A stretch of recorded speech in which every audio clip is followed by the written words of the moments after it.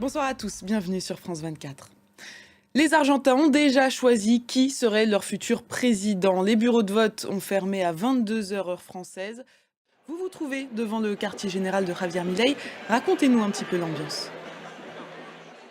Merci beaucoup Mathilde et Guillaume pour toutes ces précisions. On part maintenant à Gaza, où une trentaine de bébés prématurés ont pu être évacués de l'hôpital Al-Shifa. Ils ont été transférés vers le sud de l'enclave, à Rafah. De là, ils seront envoyés de l'autre côté de la frontière, vers l'Égypte. Le récit de Nina Masson.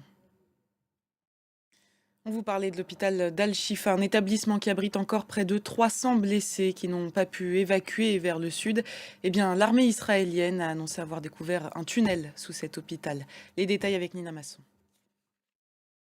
44 jours après le début de la guerre, qu'en est-il du sort des otages? Le Qatar a montré ce dimanche des signes d'optimisme. Je rappelle que le pays joue un rôle de médiateur entre Israël et Gaza. D'après Doha, il ne resterait plus que des obstacles mineurs pour parvenir à un accord. Caroline Loyer.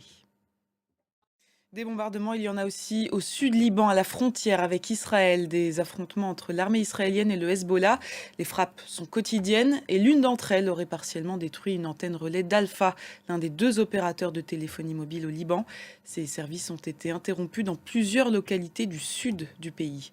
On écoute notre envoyé spécial à Tel Aviv, Julie Dungeloff. Dans le reste de l'actualité, près de 60 degrés Celsius ressentis à Rio. Le Brésil est en train de lutter contre une canicule exceptionnelle.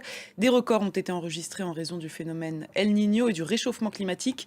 9 États ont été placés en alerte rouge grand danger. Marc Pope. Et à noter cette information, cela vient de tomber en Argentine. Le candidat centriste et actuel ministre de l'économie, Sergio Massa, vient de reconnaître sa défaite. On en parlera lors de nos prochaines éditions. C'est la fin de cette édition. Merci de l'avoir suivi. L'information continue sur France 24.